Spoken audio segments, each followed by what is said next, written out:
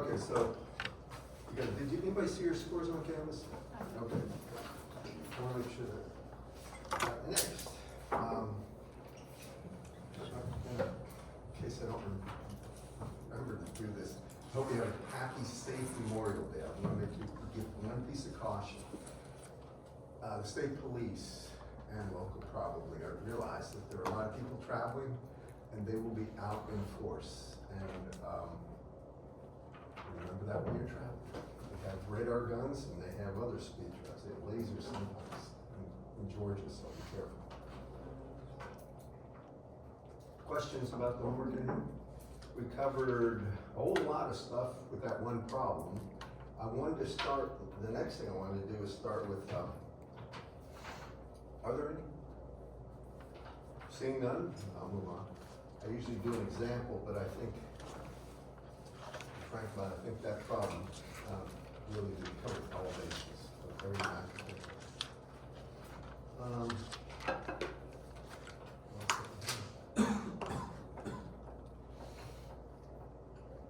Okay, we'll talk about conductors first, and then go into propagation dielectrics. And these are dielectrics that I'll have to explain something about how they give us loss tangent and stuff.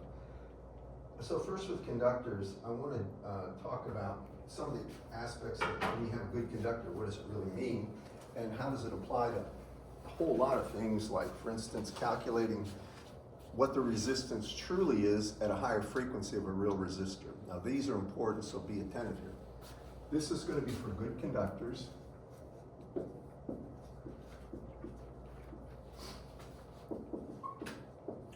When we talk about good conductor, what was the definition that I said to use? Anything? Anybody? Sigma much greater than omega epsilon. Very good. Where this comes from, again, I'm trying to remind you, when you have a curl of H, my old professor used to call this the Maxwell current density. He just did it this way. That actually is equal to sigma E plus, in the frequency domain, J omega epsilon times E. Does everybody recall that? Now, if you look at the two terms, this has to do with real current flow, J. I always call it real. It means something is moving. If you could spray paint an electron, you could watch it move around the circuit. You could, if it was DC, you follow me? That's real charge really moving. This is called displacement current. And this is displacement current.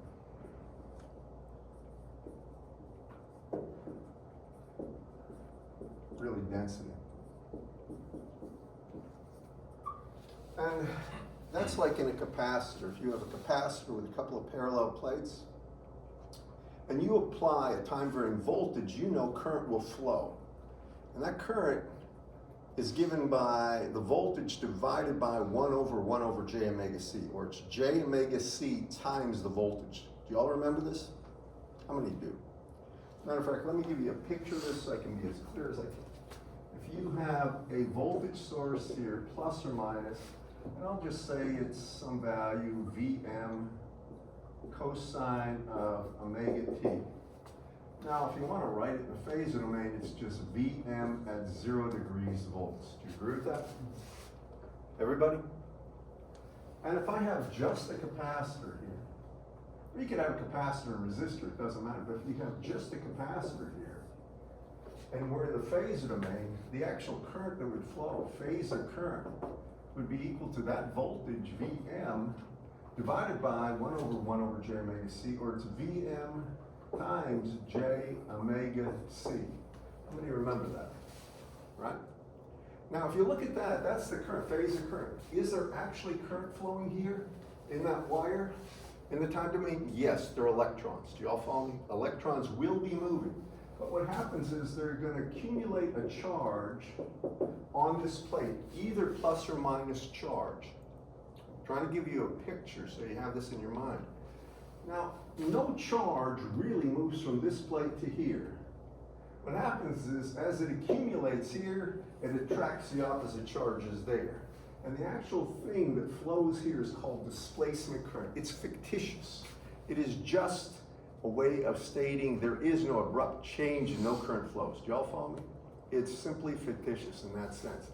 But it is something that has to do with charge around the region being manipulated so that the effect is the same as a real current flowing. With me, class? Now there is a phase difference of 90 degrees that we'll talk more about later.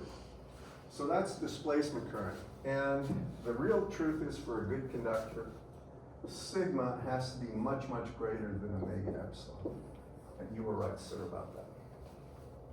So that is, in a nutshell, a good conductor. Now, if you have a good conductor, I'm about to tell you, and this is getting to the point, I just wanted to underscore that thing about displacement current, because a lot of people really don't have a good feel for displacement current density. If we have a real conductor, and let's say it's a good conductor, where sigma is much, much greater than omega epsilon, and I'm going to do it this way.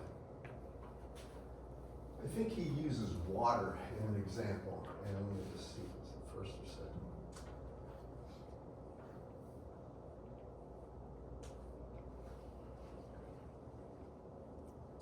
So this is 619. I want to explain something to you. He says in water, an electric field is given by, now what he's saying is, if this is the z direction, and this is z equals 0, this is air, and this is H2O, or water, he's saying in here, inside of here, there's an electric field, and this electric field is given by, and I'll get out of your way in 1 second, this is 619. The electric field is given by 20 e to the minus alpha z. You need to be attentive on this problem. I'm going to make some points here. Times the cosine of 2 pi times 10 to the 6t. I'll get out of your way in 1 second. Minus beta z plus 0.5 ay, which is an odd thing. So it means this is the y direction, actually. So x would be into the board, actually, because x cross y has to be z. Do y'all follow me in this class? It's kind of an odd way of doing business. Not you, problem, not me.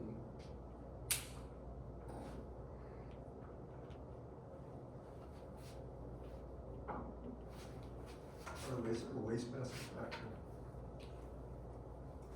At the door. Huh? At the door. I need that waste basket. I tend to throw out markers as they die.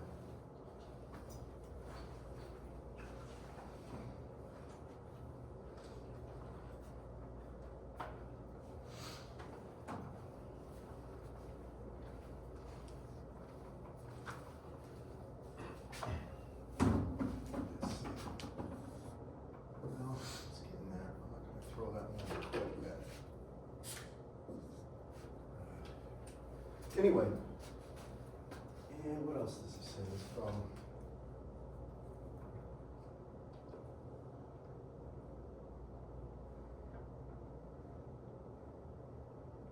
So for seawater, now I'm going to tell you something. He uses these tables all the time. And if you look on page 625, it's Appendix E.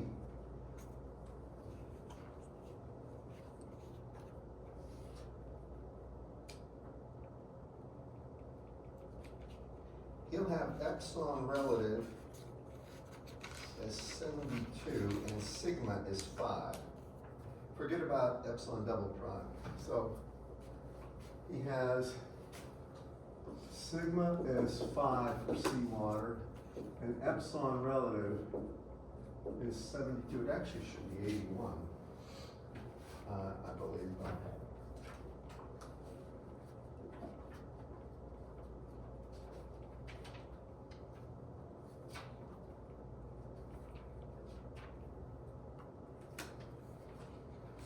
What? I don't have this. I have these little tabs, and pages that I reference frequently, I'll put a yellow tag on it. Oftentimes I'll write down what it is. It'll help you if you do that when you're doing your homework sometimes. So he has, for seawater, the bottom one, epsilon L is 72. I actually believe it's 80. I believe it's 81. That we always use. Now I'm not gonna, what happens is epsilon relative is a function of frequency. So at a certain frequency range, this is true. Anyway, without getting too complicated, if this is the values and anytime he doesn't say explicitly it's non-magnetic, I think Dr. Whitworth means to say it's non-magnetic, or mu relative is 1. So non-magnetic to us means mu relative is just 1, or mu is mu naught. Everybody understanding for us? If you do this and you look at this problem, now this is pertinent to the quiz, so please watch. Ready? It's not about good conductors, but what I'm about to show you is useful. When you look at this, the first thing you look for is omega. Can everybody see what omega is? Class? What is it? That's right. So it's 2 pi times 10 to the 6. Now, if you have that,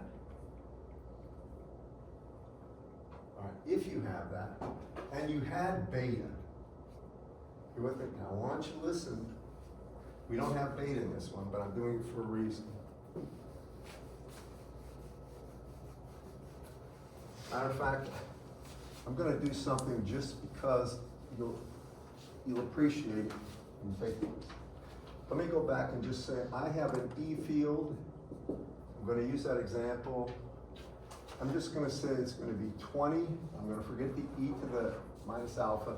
I'm going to say it's cosine of 2 pi times 10 to the 6t minus, and now I'm going to say,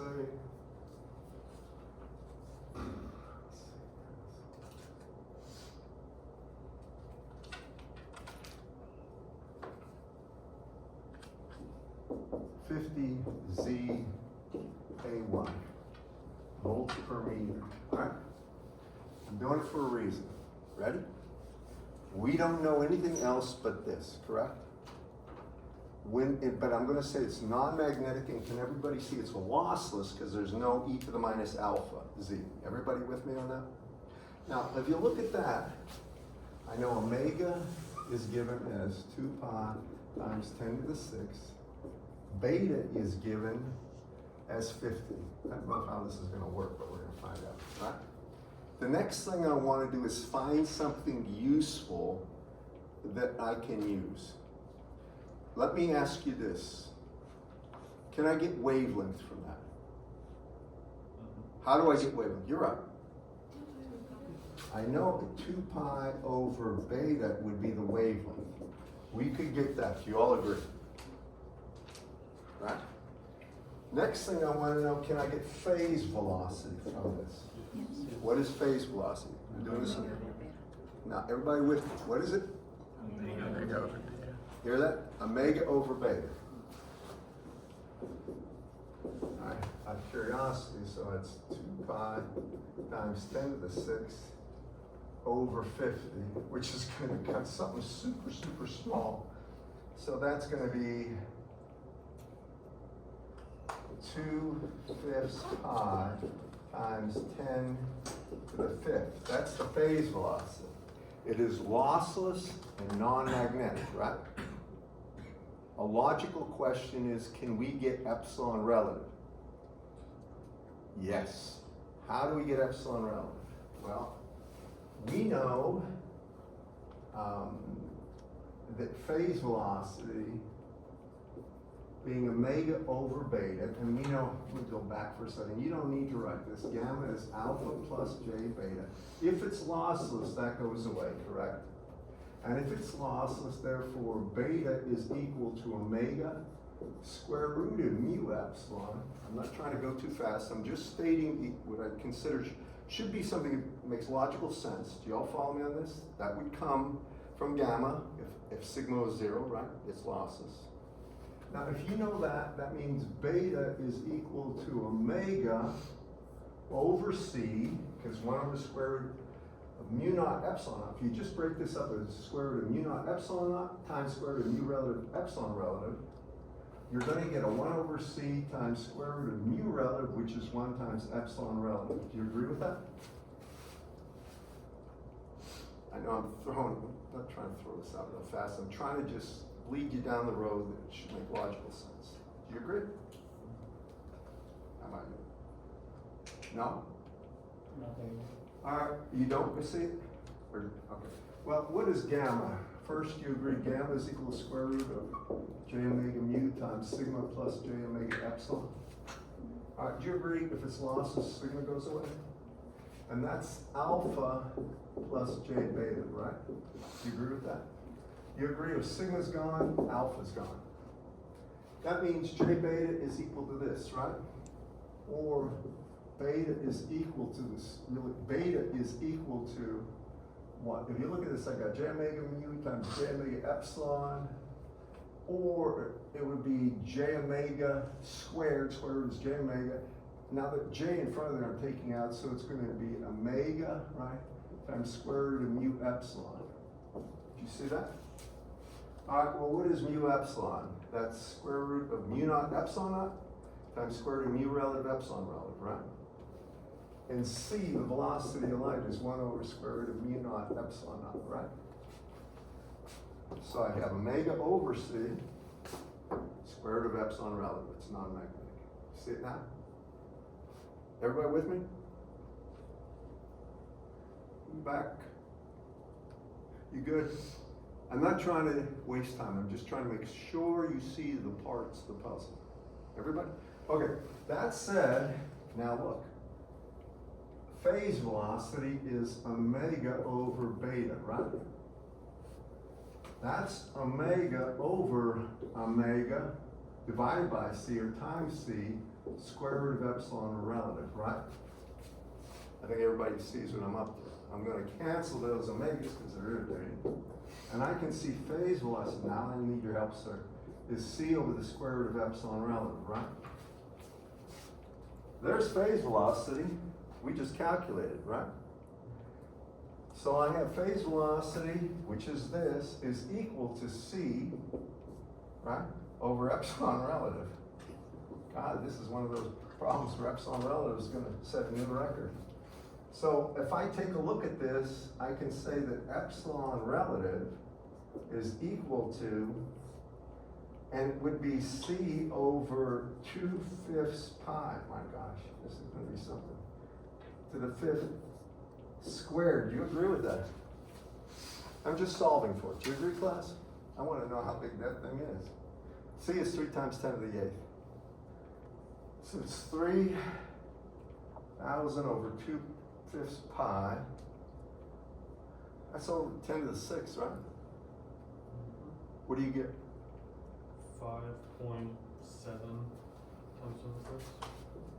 5.7 times 10 to the 6th. You find that material, will you call me? We're going to make billions. I'll call Elon. Elon, I found what you're looking for. Anyway, that's the bottom line. All right, that's how you would get it through this. Now, I went down, this is a side road to where I'm going, but that is useful for the problem in the quiz. I wanted to make sure I said it explicitly. Okay, getting back to this problem, we have the values of epsilon and sigma, right? This is a little different. How do I end up getting beta?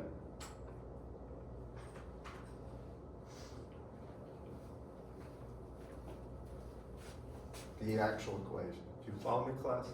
For gamma. So gamma, from this one, I know that gamma is equal to the square root of j omega mu times sigma plus j omega epsilon.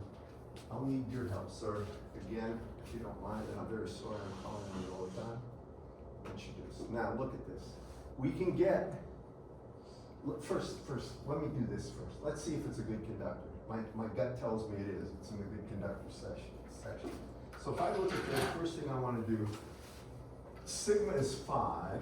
Let's see if sigma, what relationship sigma has to omega epsilon. Omega is 2 pi times 10 to the 6th. I'll need your help here. And then it's going to be times epsilon relative, or 72, right, times epsilon naught. And epsilon naught you can have a lot of different ways. You can put it as 1 over 36 pi times 10 to the minus 9th. That's another way to do it. Remember this from EMAG 1? Or not? It's epsilon naught is 8.854 times 10 to the minus 12 farads per meter, or it can be rendered this way, 1 over 36 pi times 10 to the minus 9. The reason they do it that way is this. See that pi? There's a pi. See that 2? 2 to the 30. Actually, let's do it this way. Leave the 2 there. 72 by 36, that's a 2, and that 2 makes it 4. So I just take 4 times 10 to the 6 times 10 to the minus 9th. Let's see, so I have 5. And that's going to be, 10 to the -3. that ain't big. Did I make a mistake? This is in the conductor section.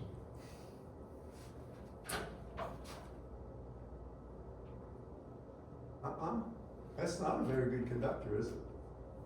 But we can still go ahead and get alpha and beta. It will not be the same in this case. Y'all with me on this, class? So we can get alpha and beta, and for that we're going to have to do this. I'll need your help here. I'm going to say that gamma is equal to alpha plus j beta, and that's equal to the square root of j omega mu times sigma 5 plus j omega, and this is going to be 72 epsilon naught, and I'm just going to leave it as epsilon naught here. Mu is just mu naught, and mu being mu naught here is 4 pi times 10 to the minus 7. And the units are henries per meter. Do y'all remember that, class? With me? For mu naught. Okay, now, and I'm grateful to you for doing these calculations. I really don't like to have my laptop up here. I use MathCAD for these. I like students to help me with these. So what do you get for alpha? Or gamma, I should say? 1 second. You don't imagine it. 4.44 plus 4.44. 4.44 Yes. plus? 4.44J. All right, well, somehow I made a mistake then because they're identical. That means it's a very good conductor. Now, this is the second part with very good conductors. Alpha is equal to beta. If you ever see a statement of a problem and you see e to the minus, say, 4.44 times the cosine omega t minus 4.44z, you know it's a good conductor. Do you follow me? Because alpha is beta. Everybody with me on that? Okay, back to this thing. I don't know what I did wrong.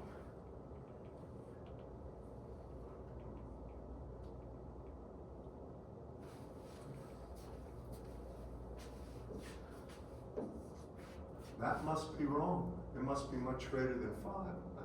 When I look at that, that's 72 times 8.854 times 10 to the minus 12 times 2 pi times 10 to the 6th, right? You tell me what that is. Am I losing my mind? Just tell me what omega times 72 times epsilon naught is.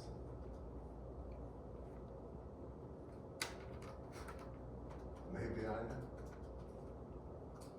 That is 10 to the 6th in there, right? Yeah.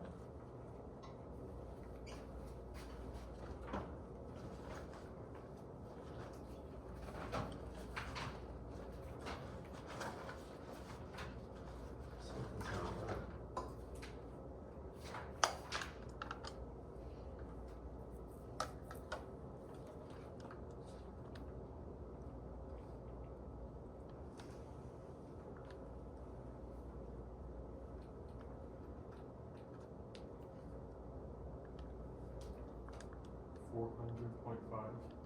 Okay, so I made a mistake. He's saying that the 400.5? No, wait a second. Sigma's much greater. Wait a second. 5 is much greater than this, right? Huh? All right, sigma's much greater than omega epsilon. I think I said Order this. of magnitude, my bad. If that's the case, then it is a good conductor. That's what I should say. I'm very sorry if I misstated that. Yeah, 0.004. My bad. This thing's real small compared to this. My bad. Yes. So, for that one over there, it's the opposite. There is no conductor. So for this case, then alpha is beta. And if you do this calculation, just really take omegas, really you can substitute J as 1 plus J with the square root of 2, but make a long story short, this is what it is. I'm just gonna cut to the chase, I'm not gonna waste any more time. Y'all follow me, class? And you can do that just by doing this calculation when I had the original. Everybody with me? Now, if you have that, you have alpha and beta, it is a good conductor, and you know this. And we have beta, we have calculated alpha, what else did he want? But I want to show you what I want in this one. He wants the instantaneous form of H. If we have alpha and beta, let me just get to the point here. If you have alpha and beta, and you want to go to the phasor domain with this one, I want you to work with me on this.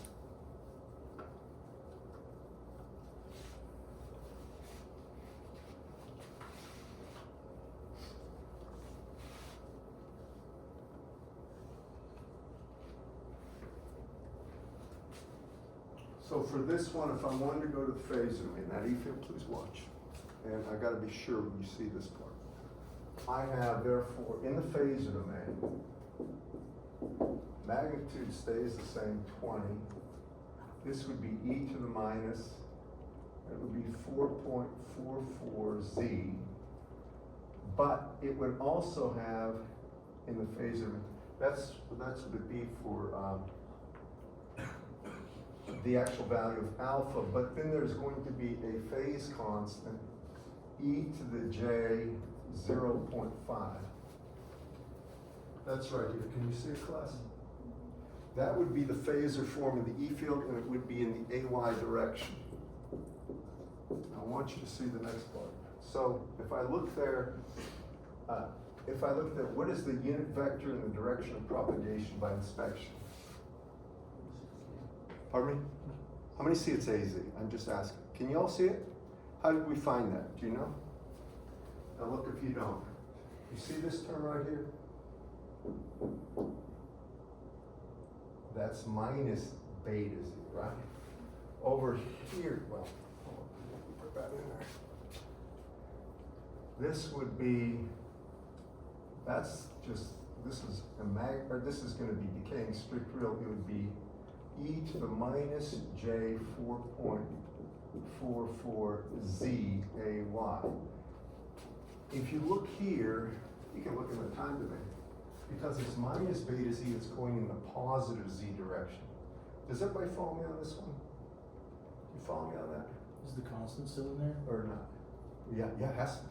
That's where that 0.5, well, that's where it should have been. But this should be 4.44 z minus 0.5 because there's a minus sign there. You see it, class?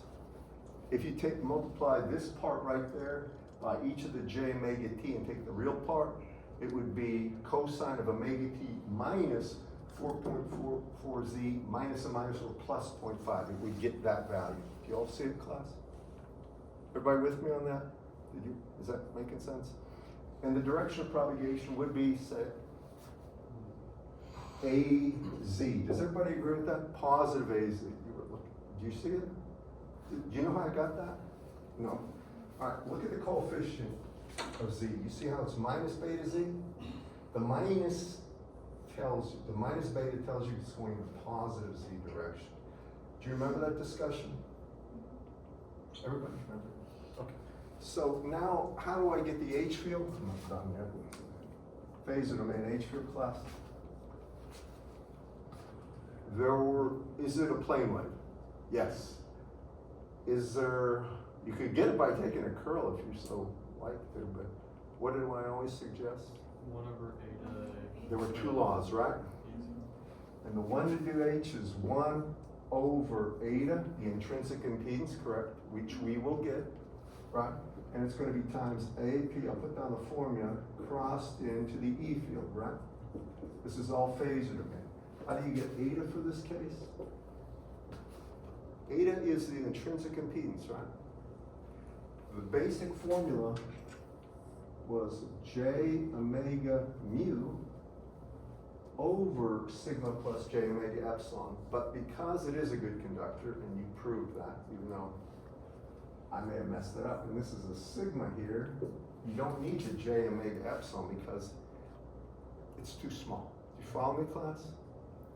And this is really going to be just, if you look at this, you can take the square root of omega mu over sigma, and you can just put it e to the j pi over 4 radians. Because if you think about this, j itself is e to the j pi over 2, right? E to the j 90 degrees, that's what j is. The square root of that is e to the j 45 degrees, or just e to the j pi over 2. Do you agree with this, class? Are you with me? Or pi over 4, sorry, for square root, thank you. Are you with me? These are not intentional mistakes. You agree, class? Why don't you give me that? You'll notice it's 45 degrees. Give me the magnitude, if you don't mind. I'm really being long-winded about this, I'm sorry. I want to make sure you see it.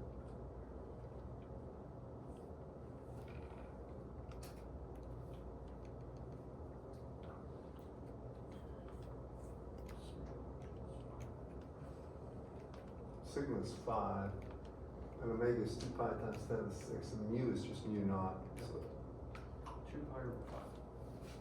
2 pi over 5. That's it. That's small. And it's e to the j. And I'm going to leave it as 45 degrees to show you something. Now when I come here to get H phase, I'll need you too, this one. I have 1 over eta, and follow me, so I'm going to put it down, 1 over 2 pi over 5, e to the j 45 degrees, times unit vector in the direction of propagation, or times az, crossed into the E field. Well, I erased this, but you'll notice the E field itself is only in the y direction. These cross products only have to do with the vector sense of these terms. Yeah. If it was plus beta z, would it be negative az? If it was. If it was a cosine plus beta z, would the propagation Yeah, be? yeah, it'd be minus az, because now it's going the other direction. You always, when you do these, a good thing to do first is just get rid of that phase change rate, the 0.5, and just plot it as for, here you have omega t. Omega t equals 0, omega t equals 30 degrees, omega t 45 degrees, and you'll watch the crest of that wave propagate to the right, or going in the positive z direction. Okay, back to this thing. I'm over here, I got 1 over eta, az crossed into the E field. Here's the E field, the whole entire E field. E to the minus 4.44 z. And then you have, these are just phase terms, e to the minus j quantity 4.44 z minus 0.5, and it's a y, but watch what happens. And when you look at this whole thing, I know this is it's kind of, small and stuff, but can everybody follow what I've done here? If you look at this, I've just literally plugged in the values to this equation. When you do this, the only thing that matters with crossing is az crossed ay. Az crossed ay is minus ax, isn't it, class? So I'm just going to take care of that right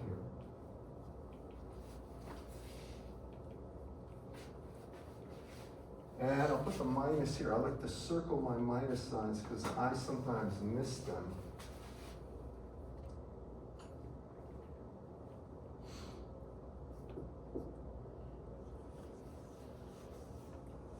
And now you can almost do the rest of this by yourself, because I'm going to take the 20 over here,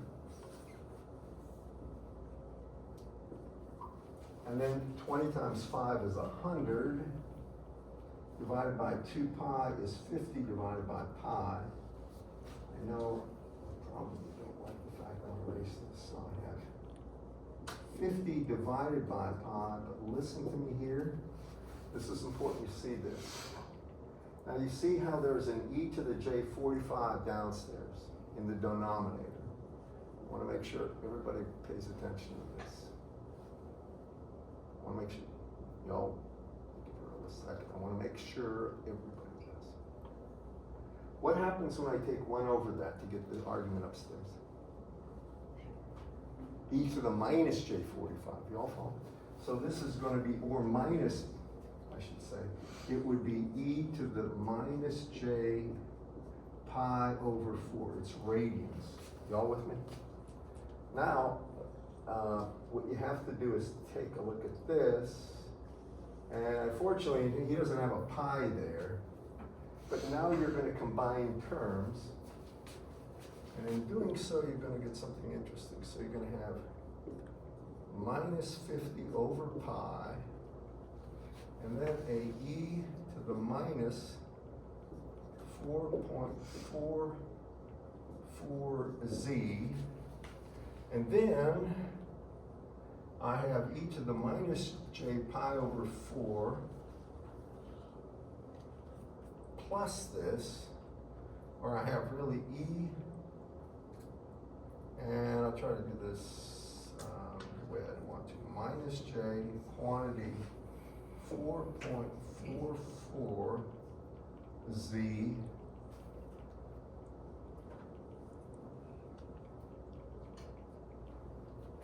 and then whatever this is, it's going to be minus the quantity 1/2 plus pi over 4. Minus pi over 4, pardon me. I'll get out of your way.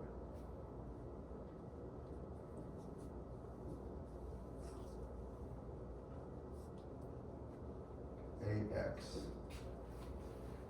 Here's what I'm really doing.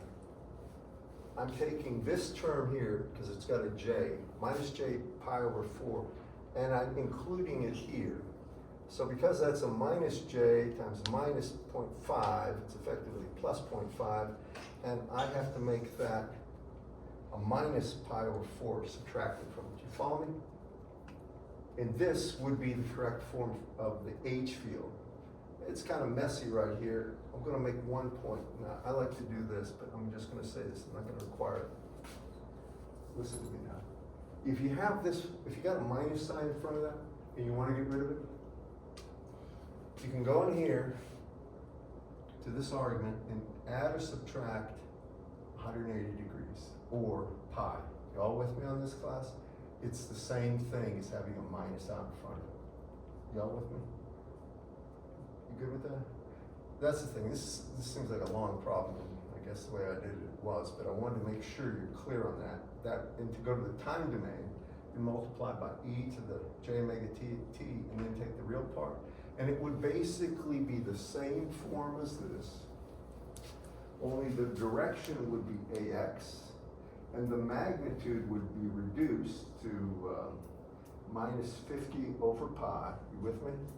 And one other thing too, there'll be this one will have a 45-degree difference from this one. If you take a look at this one and this one, the difference is that pi over 4, 45 degrees. Do you see it? And that's the big difference. I know it seems like a lot to deal with, but it's not that complicated if you take a look at this step by step. Now the point I'm going to really get at is the thing I'm solving.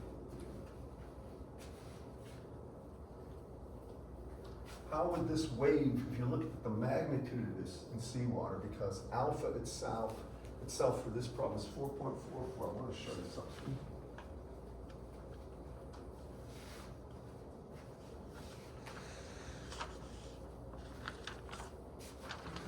Therefore, in seawater itself, here's what would happen. If this is Z,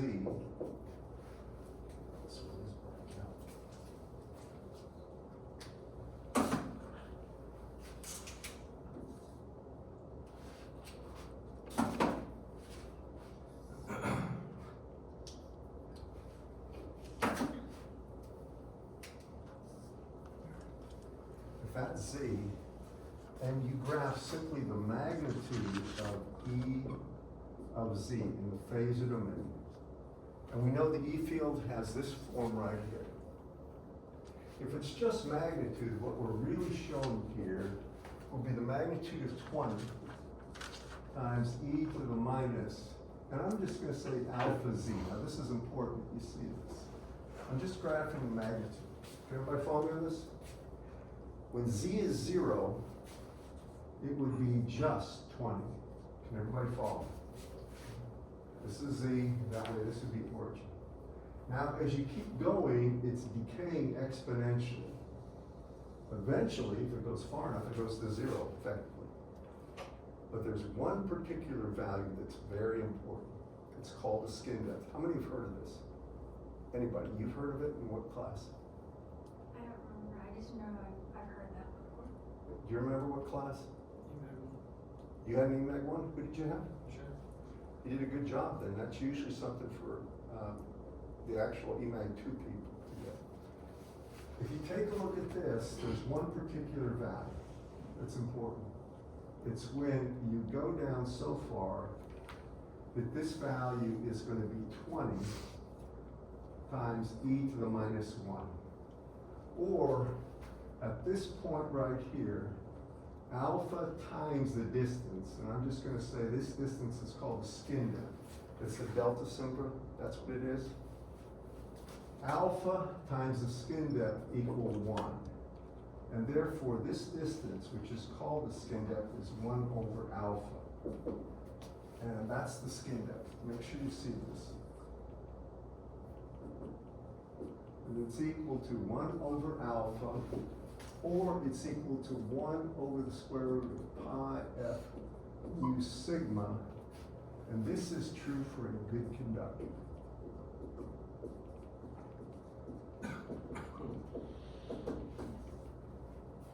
It's called the skin depth. And it's the point where the waveform goes down to a value of e to the minus 1, or about 33% its original value. Do y'all follow me on this? It's a figure of merit of the penetration of an electromagnetic wave into a material. For water, it's very small. Did you all see how, and this is at what? It's at a megahertz, 10 to the 6th, which is a very low frequency for any kind of radar work or communication work. 1 megahertz is very low frequency. If you think about this, what is Weagle FM?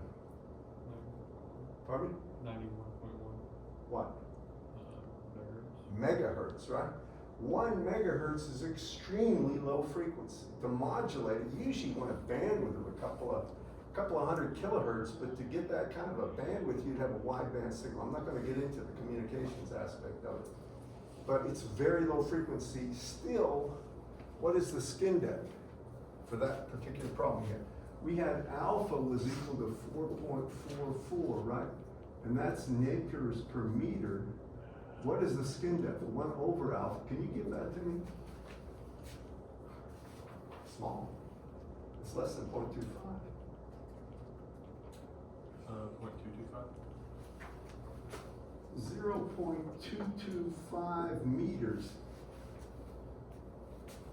Less than a foot into the water, and the signal's basically down by 33%.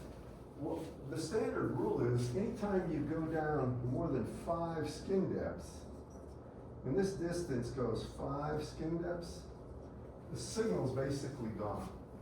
That's where it's like, well, you can tell me, can you do this for me? Could you take e to the minus 5 and just tell me what that value is? 0.00674.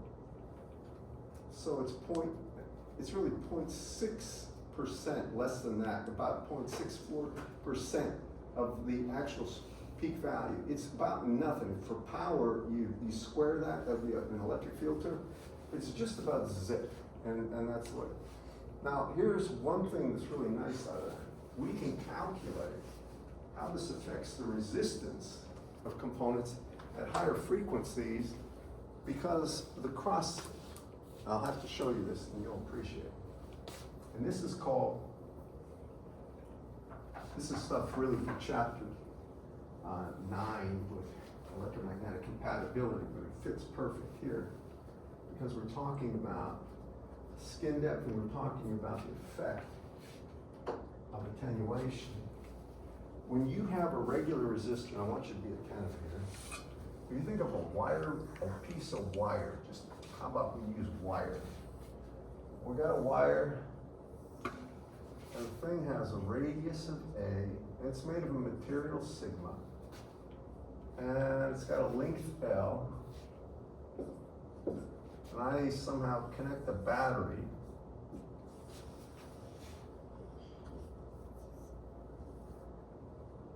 You might say to the ends of this. So it's assume this wire, I've exaggerated obviously what a wire looks like in most cases, but I made it a barrel of constant material, has a value sigma, it's that long. If I wanted to know, calls the battery, the voltage V here.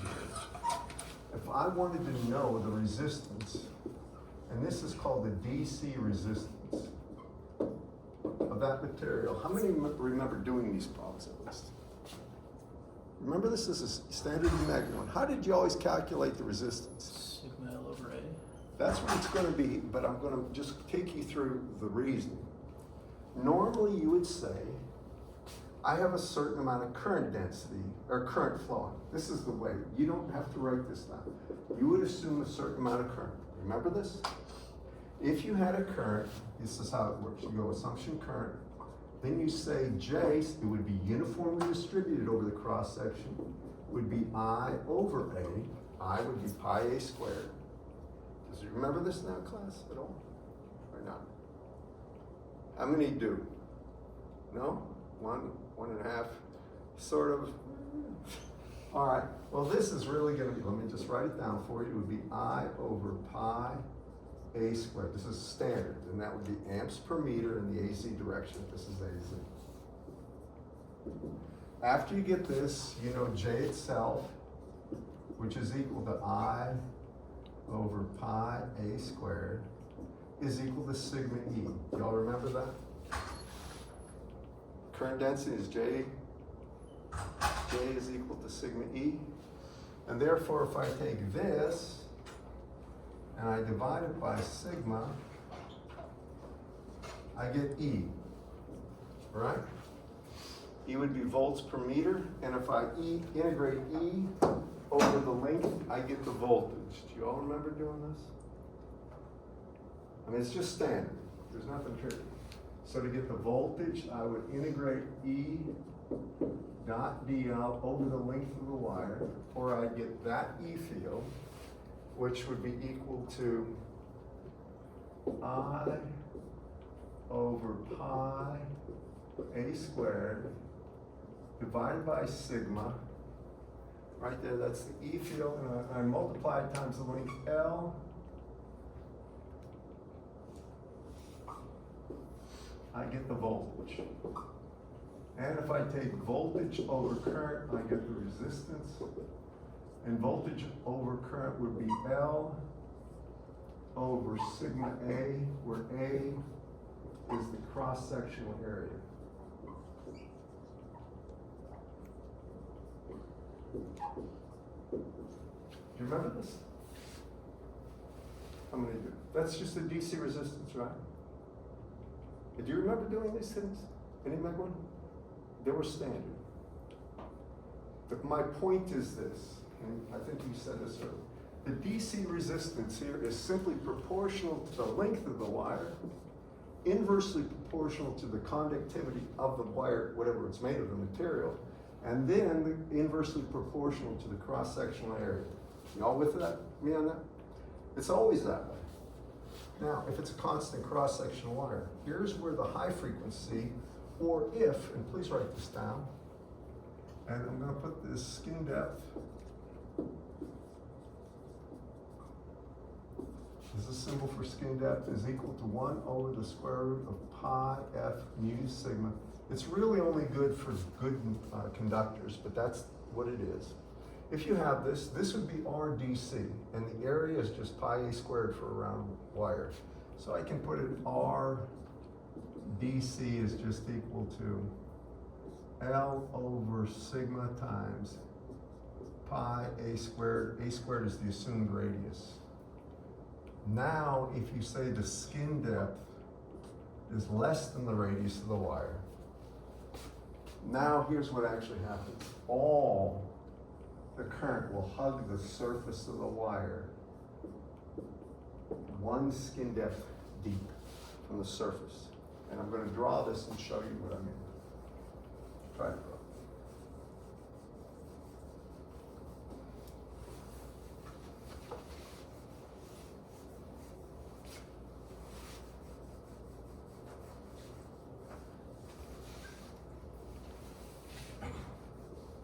This is in the book.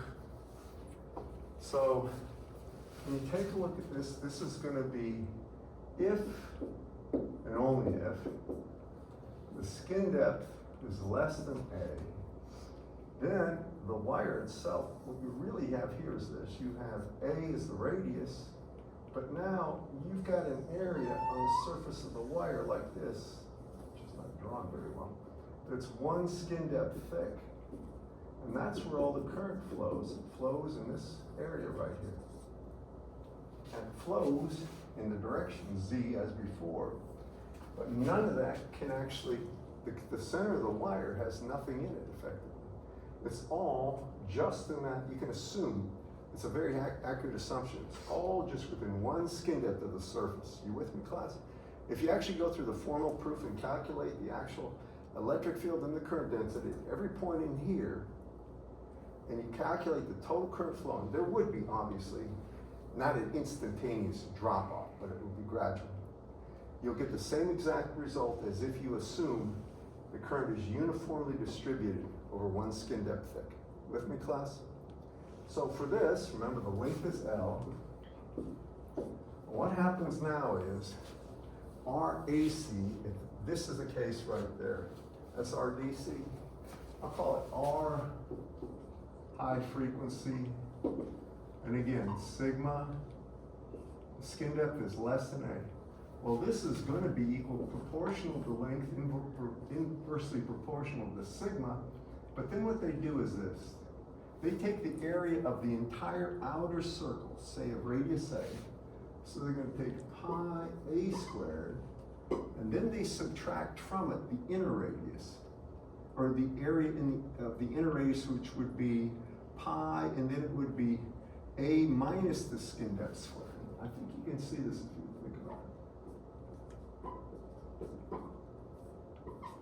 Can you see the pi A squared is the entire area of that wire of radius A? And then if you take pi A minus the skin depth, now that's that inner core, you're subtracting that area off.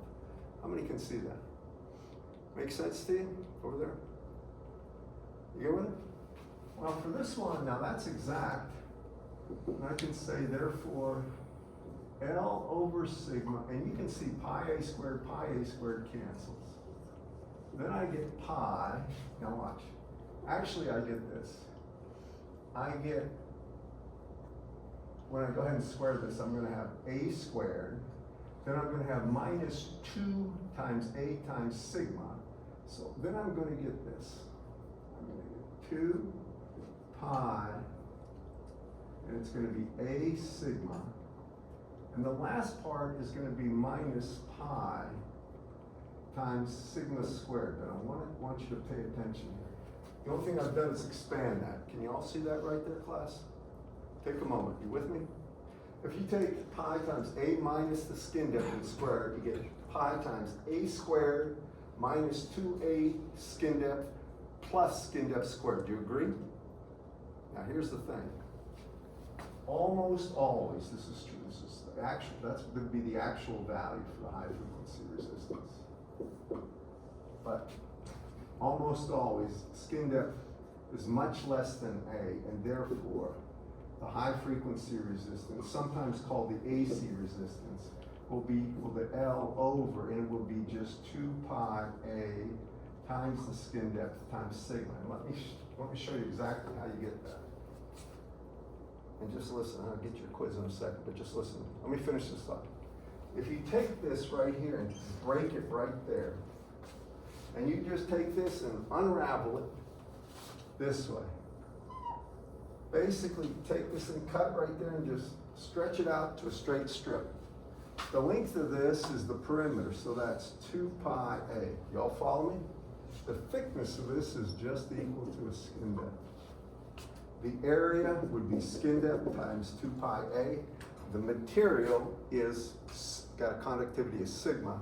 So therefore, length, that's the cross-sectional area, divided by sigma. And that's the exact same formula. That's the high frequency resistance. With me? That's using skin depth. I'm not anxious for your actual quiz. So can you do me a favor? Some of you already know what I'm going to say. Every other row, so let's see. Can I move you two guys behind me? That will take care of the problem. All right, and then I'll move you two guys behind Anna Grace. All right, right there. Did you see? Yeah, both of you two from the back behind you. You can stay. You stay. You get to stay this time. I don't know if I moved you or not.